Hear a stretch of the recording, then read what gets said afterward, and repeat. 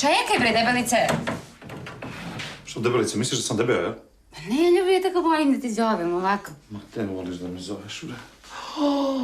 Kuku, meni kako sam se uprasio. Majko moje, vidi mi stomak. Anđelka, meni samo vodenjak što ne pukne. Šta je ovo, bre?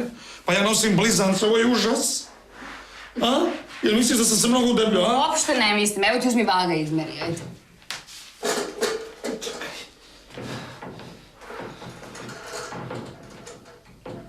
I? Nešto, 100 kila, ja sam spreman za klanje. Ovo je strašno, Anđelka, čekaj da skinem ove papuče.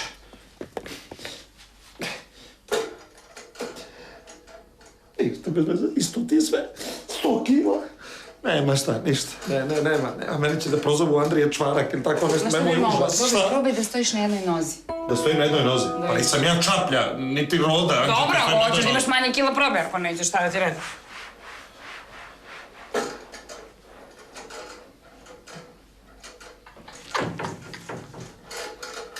Šta je smešno? Šta je smešno? Nesrećo jedna, vidi me nešto liči. A ljubavi, ja te volim stvarno tako kakav si.